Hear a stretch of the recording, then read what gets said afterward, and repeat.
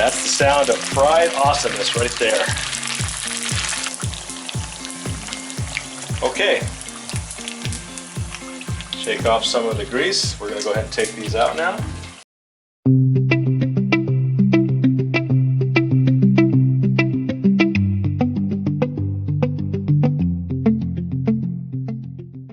Okay, so in our family we really like fried dumplings. Koreans call it Goon Mandu, or the older phrase was Yaki Mandu.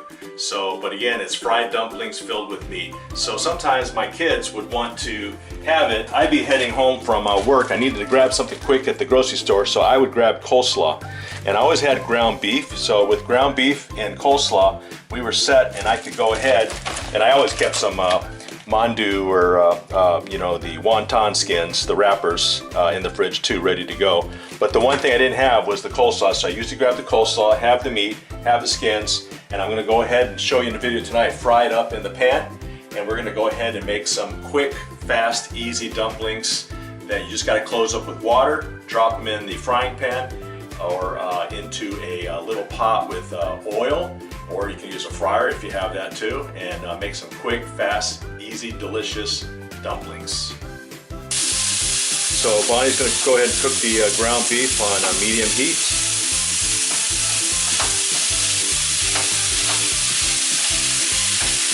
So she's breaking up the meat right now. Now once the ground beef is all cooked up, we're going to go ahead and drain the oil, the grease. This is 80% chuck.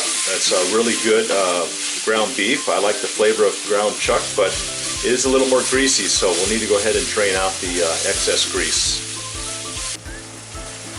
Okay, so it's getting close to being done, and you can see how the grease has kind of built up. And again, if you're using extra lean beef, you're not going to get as much grease in your meat. But just to be a little more healthy, of course, we want to go ahead and try to drain out all that excess grease from the ground beef. Okay, so Bonnie's going to go ahead and drain the grease now.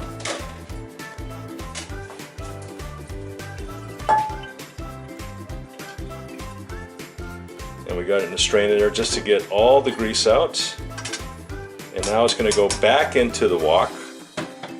And then now we can go ahead and prepare to put in the seasonings and spice. Okay, so Bonnie's got the ground beef back into the wok, starting to heat back up. And now we're going to go ahead and put in the ingredients. There goes the soy sauce. And there goes the sugar. There goes the beef powder. Sesame oil. Minced garlic. Onion powder, the green onions,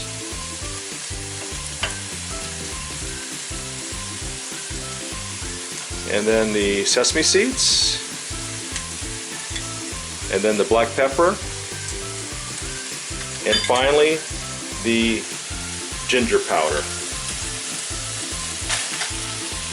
Now we hold off on putting in the coleslaw mix until just a little bit later. And we'll add that, but right now we're going to go ahead and add the 1 tablespoon of oyster sauce. Again, this is an optional ingredient. It's kind of thick, I know.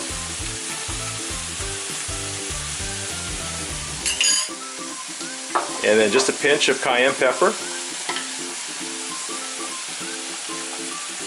Just a little bit. And then lastly, 1 tablespoon of honey.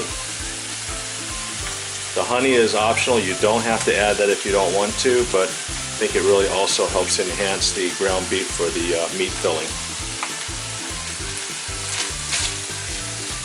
Okay, so there's all the ingredients put inside. Now I just need to go ahead and stir it up. And once we kind of get it all mixed up really good, next comes the coleslaw.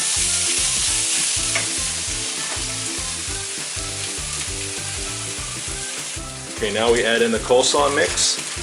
And again, this makes for an easy filling of veggies that you can put into the meat for the dumplings. It already has the cabbage and the carrots.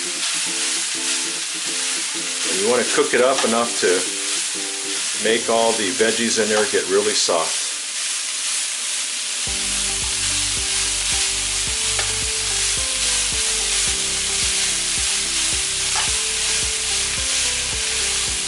Now as Bonnie's stirring it up, I just wanted to go ahead and mention that this right here is basically the filling that I used to put into the wonton wrappers for my kids. They used to love this. It was easy to make, but a little extra something that we wanted to add is going to be the Korean Japchae noodles. That's the package right there. And Bonnie's already got it all ready to go here in a bowl now. So it's going in. This is the extra ingredient that I didn't use when I was making the quick version, but still very quick and easy to make it even with the Japchae noodles. But this is optional. If you don't maybe you want to minimize the carbs, you don't have to add the noodles. But the Japchae noodles, and it has to be this type of noodle, some type of glass noodle. Asian glass noodle really does help it taste even better.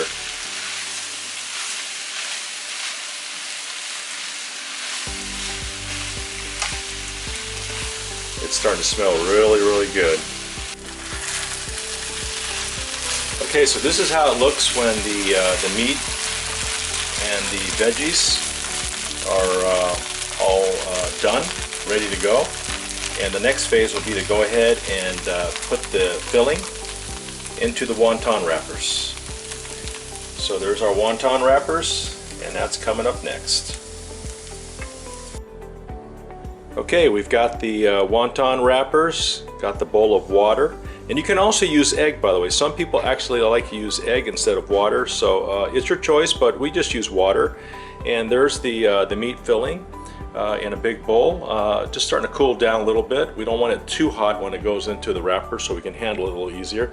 There's a plate that I'm going to go ahead and start to put the filled wontons on, and we're just going to do a handful right now just to show you how to do it for this video. But we're going to be making quite a bit, as you can see. Probably there's going to be at least 30-40 dumplings, fried dumplings we're going to make, but we're going to go ahead and just make about 5 right now. Then we're going to go ahead and then put them into the fryer.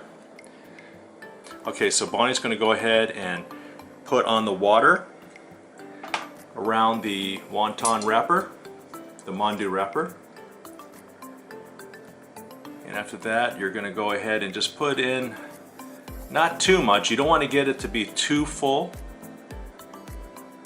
So it takes a little bit of practice, but you want to go ahead and just put in enough to where it's not bulging too much, but also not like totally hollow and kind of empty of the filling. And then just start to pinch it and close it up. Of course, Bonnie makes it look so easy. She's done like thousands of these, so right, honey? Oh, you can make it this way, or just roll. Yeah, you know, sometimes I make it fancy shapes, but to me it goes down the same way, and so I just like it the simple way. And you'll see that some of these dumpling wrappers come in round shape, some come in square shape, and of course, to me, it doesn't really matter. I'll take it in either shape. So the circle ones are easy because you just close them up, and there's only one way to do it. But if they're square, you could either do it to where it's like a pointy triangle, or do it to where it's more like a rectangular shape. So again, just kind of lay that on your hand, and then just put a little bit of water around the skin there, and that kind of acts as a glue to help keep it stay closed up. Okay, I think we're getting there. This is Mandu dumpling number 5. Right, honey? Mm-hmm.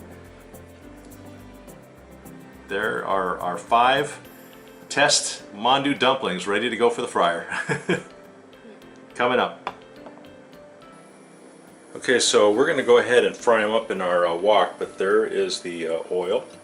We're using canola oil, but you could use any type of frying oil. And there's our mandu, and we're going to go ahead and let it get warmed up. We have it on medium heat, and we'll be back here in just a few minutes to go ahead and fry them up. And we're going to go ahead and just drop all 5 in there.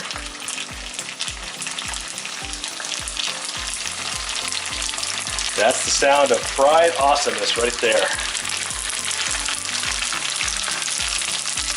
Listen to that sound. I know it's not always healthy to eat, but I sure do love fried foods. Everything tastes better when it's fried. You can also pan fry these dumplings and even steam them as well. But they're cooking up. Let me go ahead and grab the tongs. Just kind of get it turned over, and you can see that the other side's already turned into a little more of a golden brown color.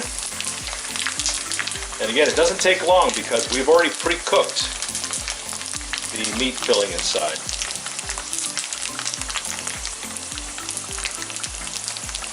They're just about done.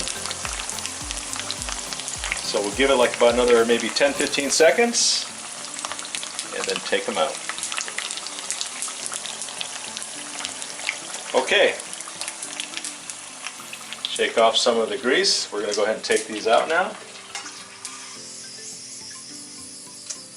Okay, here comes number 5, and we just need to let them cool down a little bit, but there they are, and that's how they look.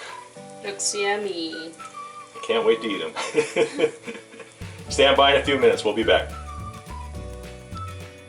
Okay, we're back now, and I've already got my favorite Korean soy sauce for dipping ready to go. Bonnie's going to go ahead and cut the mandu in 2. That's how it looks on the inside.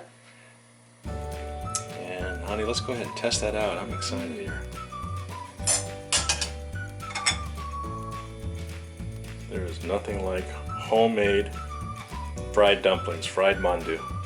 I think it's better than the restaurant. Me first, honey, huh? Oh, no, okay, you go first. all right. It's hot, hot. Mmm. Okay, honey, it's your turn now. That was so delicious, but it was hot. Still hot. We waited a few minutes, it was still hot.